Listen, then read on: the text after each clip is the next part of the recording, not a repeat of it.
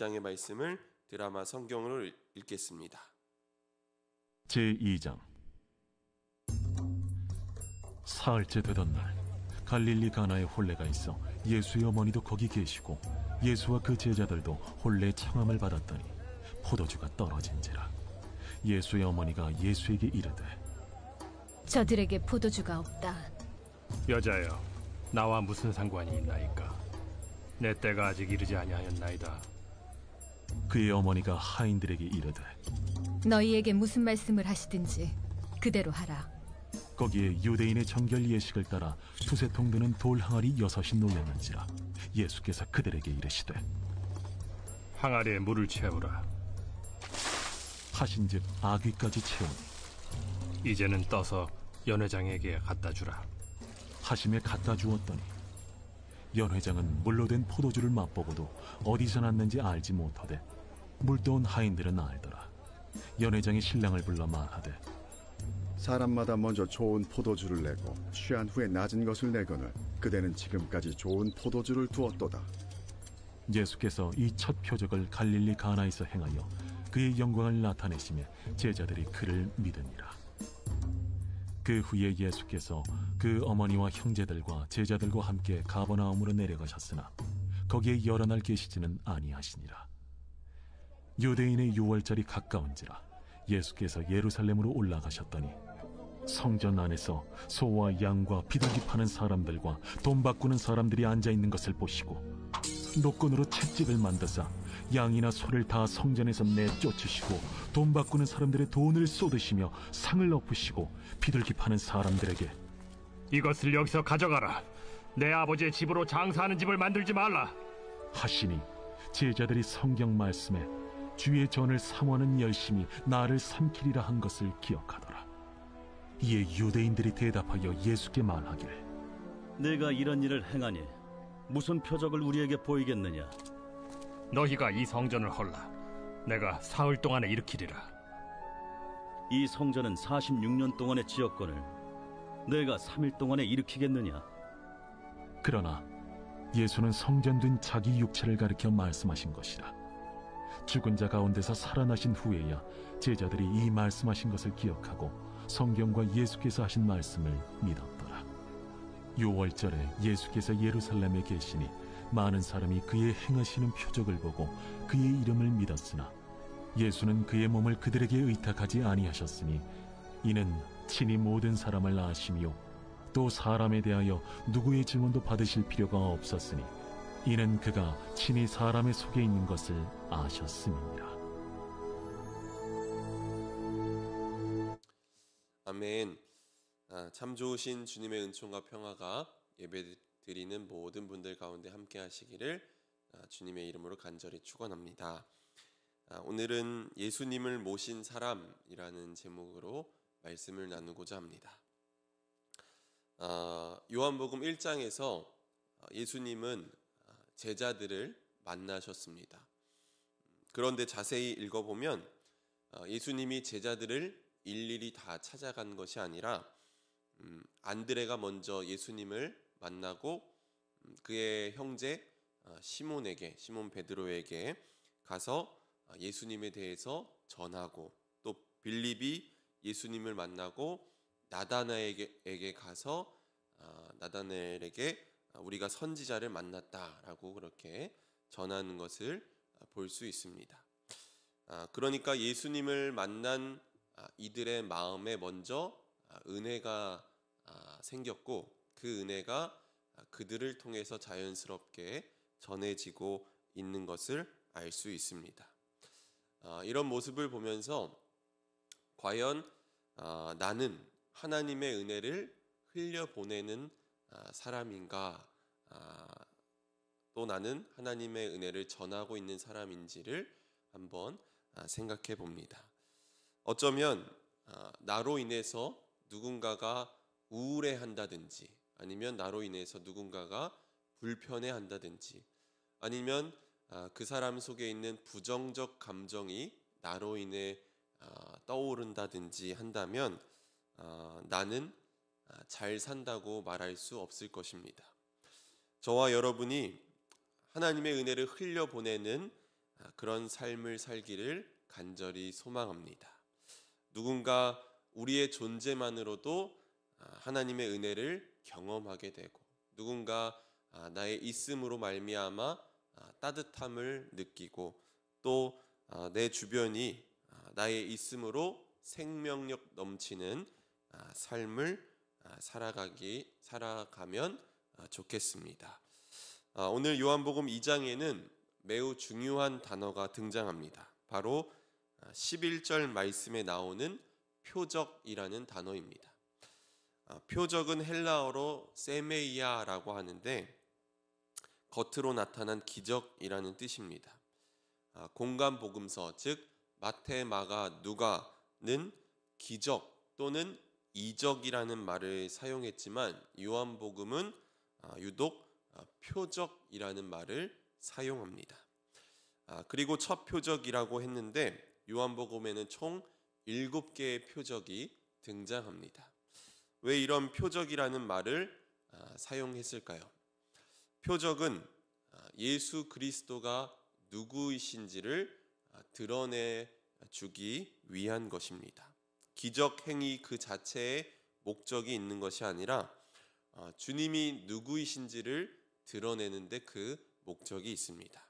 그래서 예수님이 행하신 이적들은 수없이 많이 있지만 요한복음에 7개만 나오는 이유는 그 숫자 7이 가지고 있는 완전성의 의미입니다. 7개밖에 나오지 않았지만 그 속에 수없이 많은 사건들이 포함되고 있다는 것을 우리가 이해해야 합니다. 오늘 저는 이 요한복음의 첫 표적에 집중하여 말씀을 나누고자 합니다. 보통 글을 쓰는 사람들은 어떤 의도를 가지고 글을 쓰기 마련입니다.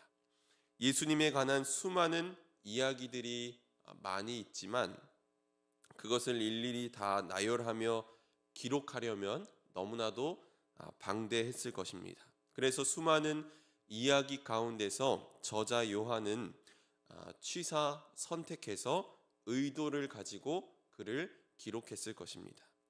요한복음 마지막 21장 25절에서도 이렇게 말합니다. 예수께서 행하신 일이 이 외에도 많으니 만일 낱낱이 기록된다면 이 세상이라도 이 기록된 책을 두기에 부족할 줄 아노라 라고 이야기합니다. 그러니까 이제 요한은 이 책의 기록 목적이 요한복음 25장 24절에서 예수 그리스도의 일을 증언하기 위함이다 라고 그렇게 전합니다.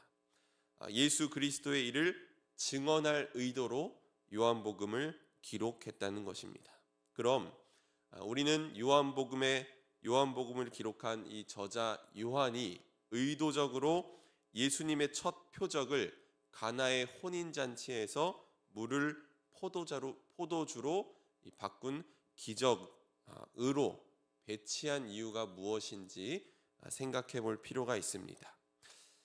혼인 관계는 구약 성경에서도 하나님과 인간 사이의 관계를 나타낼 때 사용하는 이미지입니다. 하나님이 아닌 우상들을 숭배할 때 성경은 그것을 간음이라고 표현하기도 했습니다. 하나님이 아닌 우상들을 숭배할 때 그것을 간음이다라고 표현했는데, 즉 혼인 관계는 하나님과 백성들 사이에 맺어진 언약을 상기시키는 사건입니다. 요한계시록 19장 9절에는 이런 말씀이 있습니다. 천사가 내게 말하기를 기록하라. 어린 양의 혼인잔치에 청함을 받은 자들은 복이 있도다 하고, 또 내게 말하되 이것은 하나님의 참되신 말씀이라 하기로라고 되어 있습니다. 성서학자들은 이런 말씀들을 바탕으로 가나의 혼인잔치를 첫 표적으로 둔 이유는 예수님과 더불어 시작되는 하나님 나라의 잔치를 말하기 위함이라고 말합니다. 저도 여기에 동의하는데요. 예수님으로 말미암아 하나님 나라가 임했고, 또 예수님이 가는 곳마다 하나님 나라가 이루어졌음을 우리는 알고 있습니다. 그 잔치의 충만함 그리고 흥겨움을 나타내기 위해선 혼인 잔치만큼 적절한 표현은 없었을 것입니다. 이것을 염두에 두고 말씀을 읽으면 오늘 본문을 더 깊이 이해할 수 있을 것 같습니다. 이제 이야기로 들어가 보겠습니다. 갈릴리 가나에서 혼인 잔치가 열렸는데 그곳에 어머니 마리아가 계셨고 예수님과 제자들도 그 잔치에 초대를 받아서 손님으로 가게 됐습니다. 그런데 복음서 기자 요한은 느닷없이 그 집에 포도주가 떨어졌다고 말하면서 이야기를 급 전개합니다. 사실 혼인 잔치의 주인공은 신랑과 신부입니다. 신랑과 신부인데 이 신랑과 신부는 등장하지 않습니다. 또 포도주가 떨어졌다고 하면 혼주가 굉장히 당황했을 텐데 혼주도 등장하지 않고 예수의 어머니가 아들 예수에게 이 사실을 슬쩍 건네줍니다. 이 혼인 잔치에서는 생략된 이야기가 많이 있는데요. 이 가나의 혼인 잔치를 이해하기 위해선 생략된 이야기에 대해서 같이 생각해 볼 필요가 있습니다. 먼저 유대인들의 결혼 풍습은 꽤 복잡한 절차들이 있습니다. 신랑과 신부가 결혼하기로 결정을 하면 양가 부모의 합의를 통해서 정혼이라는 것을 하게 됩니다. 정혼이 이루어지면 1년간 따로 떨어져서 부부가 따로 떨어져서 결혼을 위한 준비를 하게 됩니다. 그런데 신랑과 신부는 따로 떨어져 지내지만 공식적으로 부부로 간주합니다. 그래서 예수님의 어머니 마리아와 아버지 요셉은 정혼한 사이였습니다. 따로 떨어져 있을 때 예수님을 잉태하게 되죠. 결혼 준비로 신랑은 이 1년 동안 함께 살 수 있는 집을 마련하고 또 결혼 예식을 준비합니다. 신부는 결혼 생활에 필요한 물품들을 준비합니다. 그리고 마침내 때가 되면 결혼 예식을 진행합니다. 그런데 여기서 특이한 것은 신랑과 신부는 과거의 모든 죄를 다 사함받고 새로운 출발을 한다는 의미에서 결혼식 전날 금식을 합니다. 이게 중요한 의미가 있는데요. 유대인들은 결혼을 그래서 개인의 대속제일이라고 말합니다. 대속제일이 유대인들에게 1년에 한 번 지었던 죄를 참회하고 용서받는 날인데 결혼하는 그날이 개인의 대속제일이라고 부를 만큼 신성한 결혼 예식을 하는 것입니다. 이런 결혼 예식을 치른 후에 신랑과 신부가 신방에 들어가서 하나됨의 의식을 치릅니다. 그리고는 신랑이 문을 열고 나와서 우리가 이제 행복한 결혼 생활을 시작했습니다 라고 선언을 하면 그때부터 오늘 본문에 나오는 것처럼 혼인 잔치가 열리게 되는 것입니다. 이 혼인 잔치는 하루에 끝나는 게 아니라 7일 동안 계속되는데 혼인 잔치는 마을의 큰 잔치이기도 합니다. 그래서 이날 마을의 모든 사람들이 와서 먹고 마시며 잔치를 즐깁니다. 그러니까 이 결혼식을 위해서 신랑의 가족들은 아주 오랫동안 준비를 하고 또 음식이 떨어져서 흥이 깨지면 안 되기 때문에 많은 양을 준비해 놔야 합니다. 포도주도 마찬가지입니다. 그런데 포도주라고 하면 우리는 보통 그쪽 동네 사람들은 물 대신 포도주를 마신다고 생각하는데 포도주는 그 당시 포도주는 일상적으로 먹는 음료가 아니었습니다. 값비싼 것이었고 특권층만 먹을 수 있는 음료였습니다. 그래서 혼인잔치를 하면 좋은 게 포도주를 마실 형편이 안 됐던 가난한 사람들도 마음껏 즐길 수 있는 자리가 바로 혼인잔치였던 것입니다. 예수님이 제자들을 부르시고 제자들과 함께 처음으로 자리한 곳이 바로 가나의 혼인잔치입니다. 온 마을 마을이 축제로 모두가 들뜨고 기쁨으로 자리한 곳에서 음식을 나눠 먹고 또 포도주를 나눠 마시는 자리에서 주님이 단지 기적을 행하기 위해 온 것도 아니고 혼인잔치의 어떤 순서를 맡아서 오신 것도 아니라 그 잔치에 청함을 받아서 참여했다고 요한은 말합니다. 예수님이 그 잔치에 참여하는 모습은 어떤 모습이었을까요? 여기서 상상력을 우리가 발휘할 필요가 있습니다. 성경에서 예수님의 별명을 말하길 먹고 마시기를 탐하는 자, 세리와 죄인의 친구라고 했는데, 그렇다고 해서 우리가 예수님이 술과 먹는 것을 즐겨했다고 확대 해석할 필요는 없습니다. 그저 예수님은 누구를 만나든지 허물 없이 그를 대해 주셨던 것입니다. 그런 점으로 봐서 아마도 예수님은 그 잔치에 참여하셔서 사람들과 즐겁게 어울리셨을 것 같습니다. 전능하신 하나님의 아들이신 분이 사람들과 허물 없이 지내고 또 인격적인 모습으로 우리를 대하신다는 것이 큰 감동이 됩니다.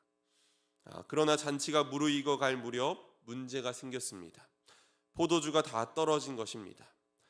당혹감에 사로잡혀 어쩔 줄 모르는 주인의 곤경을 눈치챈 예수의 어머니는 아들 예수에게 그 사실을 슬쩍 알려줍니다. 예수는 잠깐 망설이지만 곧 그들의 곤경을 해결해 줄 방법을 찾으십니다. 주님은 하인들에게 돌 항아리 6개에다가 물을 가득 채우라고 말씀하신 후에 그 물을 떠다가 연회장에게 가져다 주라고 말씀하셨습니다. 하인들은 그 말씀에 그대로 순종했고 연회장은 포도주 맛을 본 후에 신랑을 불러서 끝까지 좋은 포도주를 아끼지 않은 것을 치하하며 이야기가 갑자기 끝이 납니다. 그리고는 11절에서 이렇게 말합니다. 예수께서 이 첫 표적을 갈릴리 가나에서 행하여 그의 영광을 나타내심에 제자들이 그를 믿으니라. 결국 표적의 이유는 사람들로 하여금 믿음에 이르게 하는 것이고 예수님이 누구이신지를 드러내는 것이었습니다. 그렇다면 이 혼인잔치의 의미는 무엇일까요? 예수님이 계신 곳에서 삶은 축제가 된다는 것이 아닐까 생각해 봅니다. 예수님이 계신 곳에 기쁨이 넘쳐나고 예수님이 계신 곳에 즐거움이 가득하고 예수님이 계신 곳에 은혜가 넘쳐났던 것입니다. 예수님이 계신 곳은 그야말로 잔치이고 축제였습니다. 그러므로 오늘 우리가 기억해야 할 것은 오늘 우리 삶에 포도주가 떨어졌다고 해서 염려하거나 당혹스러워할 필요가 없다는 것입니다. 중요한 것은 예수님을 우리 삶에 모시는 일입니다. 저와 여러분이 예수님의 그 사랑과 은혜를 깊이 만나서 예수님을 삶에 모시며 살았으면 좋겠습니다. 예수님을 삶에 모신 사람들은 어떻게 살아야 합니까? 서두에서 말씀드렸던 것처럼 예수님이 계신 곳이 어디든지 축제가 되었던 것처럼 예수님을 삶에 모신 사람들이 가는 곳마다 축제가 열려야 합니다. 오늘 우리가 가는 곳마다 하나님의 은혜가 있어야 하고 하나님의 은혜가 흘러가야 하는 줄로 믿습니다. 우리가 만나는 모든 이들이 나의 존재만으로도 행복해하고 나의 존재로 인해서 우리의 주변이 생명력 넘치는 삶이 되고 또 나를 만나는 누군가가 그 속에 있는 부정적 감정이 떠오르는 게 아니라 따뜻한 마음들이 피어오른다면 우리는 오늘 예수님을 삶에 모시고 사는 사람들입니다. 저와 여러분이 오늘 우리의 삶을 통해서 주님만이 드러나는 삶을 살아가고 또 우리의 삶을 통해서 하나님의 은혜를 흘려 보내는 그런 삶을 복된 삶을 살아가시기를 주님의 이름으로 간절히 축원합니다. 아멘. 함께 기도하겠습니다. 고마우신 하나님, 이 새벽 다시금 주님 앞에 머리를 숙입니다. 오늘 우리의 삶을 되돌아봅니다. 나로 인해 누군가 우울해하지는 않았는지, 나로 인해 누군가의 마음속에 있는 부정적 감정이 떠오르지는 않았는지 생각해 봅니다. 여전히 자기중심적이고 자기의 욕망에 붙들려 사는 저희를 긍휼히 여겨 주옵소서. 우리 삶 속에서 무엇보다 예수님을 모시고 살길 원합니다. 예수님의 그 사랑과 은혜를 깊이 만나게 하여 주옵소서. 예수님이 계신 곳마다 기쁨이 넘치고 은혜가 넘쳤던 것처럼 오늘 우리가 가는 곳마다 따뜻함이 넘치고 우리 주변이 생명력 넘치는 삶으로 변화되게 하옵소서. 그리하여 우리의 삶을 통해 주님만이 드러나게 하시고 주님께 영광을 돌리는 복된 삶이 되게 하여 주옵소서. 오늘 이 예배 가운데 구별하여 귀한 예물 드립니다. 1,000번째 예물로 또 감사 헌금으로 하나님께 간절한 마음을 담아드리오니 예물 드린 손길 축복하여 주시고 삶의 자리에서 하나님의 복된 은혜를 경험하게 하여 주옵소서. 하나님, 특별히 기도의 제목도 함께 올려드립니다. 하나님, 간섭하여 주시고 역사하여 주옵소서. 특별히 청년부 겨울 수련회 후원하며 감사헌금으로 하나님께 드렸는데, 하나님, 오늘부터 시작되는 우리 청년부 수련회 가운데 함께하여 주셔서 우리 청년들이 정말 어두운 시대를 살아가고 있지만 예수님을 만나서 정말 저들의 삶이 복된 삶이 되고 정말 담대한 믿음 갖고 살아가는 우리 청년들 되게 하여 주옵소서. 하나님, 오늘도 주님의 은혜를 사모하며 기도하는 이들 가운데 긍휼을 베풀어 주시길 원합니다. 메마른 땅을 종일 걸어갈지라도 피곤치 않게 하시고 또 위험한 곳을 다닐 때에도 큰 바위에 숨기시는 주님을 신뢰하며 살아가게 하여 주옵소서. 오늘도 육신의 질병과 마음의 아픔으로 인해서 괴로운 시간을 보내고 있는 이들을 주님께서 위로하여 주시고 치료하여 주옵소서. 사업장의 어려움으로 간절히 기도하는 이들도 있사오니 간섭하여 주시고 역사하여 주옵소서. 모든 것 주님께 맡겨드리며 예수 그리스도의 이름으로 기도드렸습니다. 아멘.